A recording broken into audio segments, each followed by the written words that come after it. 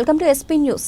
ఈటీవీలో జగన్మోహన్ రెడ్డి మీద ఉన్న ఆర్థిక నేరాల్లో పెండింగ్లో ఉన్న సిబిఐ, ఈడీ కేసులు 12 సంవత్సరాలకు పైగా జాప్యం జరగడం మీద సుప్రీంకోర్టు జోక్యం చేసుకుని సిబిఐ మీద అసహనాన్ని వ్యక్తపరచడమే కాకుండా రాజకీయ నాయకుడు లేదా ముఖ్యమంత్రి అయినంత మాత్రాన వాళ్ళకి ప్రత్యేకమైన సదుపాయాలు ఉండవు, సత్వరం విచారణకు చర్యలు తీసుకోవాలి, జాప్యానికి గల కారణాలు తెలుపుతూ ఆగస్టు 5న సిబిఐ అఫిడవిట్ రూపేణా దాఖలు చేయాలని ఆదేశిస్తూ ఆగ్రహించిన విషయం మీద జరిగిన చర్చా వేదికలో ముప్పాళ్ల సుబ్బారావు, ఆంధ్రప్రదేశ్ రాష్ట్ర బార్ కౌన్సిల్ సభ్యులు, ఆంధ్రప్రదేశ్ పౌర హక్కుల సంఘం రాష్ట్ర అధ్యక్షులు, భారత న్యాయవాదుల సంఘం రాష్ట్ర గౌరవ అధ్యక్షులు పాల్గొని విశ్లేషించారు.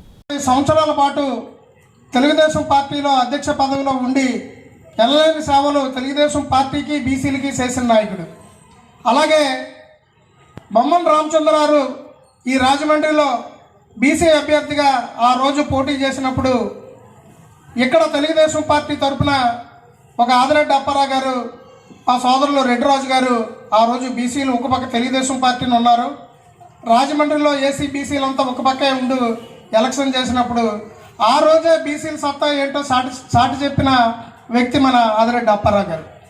అలాగే ఇప్పుడు ఈ వైసీపీ వాళ్ళు కస ఏంటంటే ఇది జగన్మోహన్ రెడ్డి గారికి గిఫ్ట్గా ఇవ్వాలని ఒక ఆలోచన.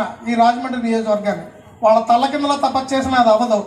ఎందుకంటే లైన్గా అన్ని పదవులు చేసుకుంటూ అన్ని కార్యక్రమాల్లో కూడా చురుగ్గా పాల్గొంటూ బీసీలకి వెన్నుముక్కగా నిలబడిన ఆదిరెడ్డి అప్పారావు నుంచి ఎక్కడ రాజమండ్రిలో బీసీలని దూరం ఎవరి తరం కూడా కాదని విజ్ఞప్తి చేసుకుంటూ రేపు జరిగే ఎలక్షన్లో మనం అత్యధిక మెజారిటీని సాధించుకునే విధంగా మనం తెలుగుదేశం పార్టీ తరఫున కార్యక్రమాలు ప్రతి 6 నియోజకవర్గాల్లో ఈ బీసీ మీటింగులు 6 కార్యక్రమాలు మొదలుపెట్టాం. ఇది మొదటి కార్యక్రమం.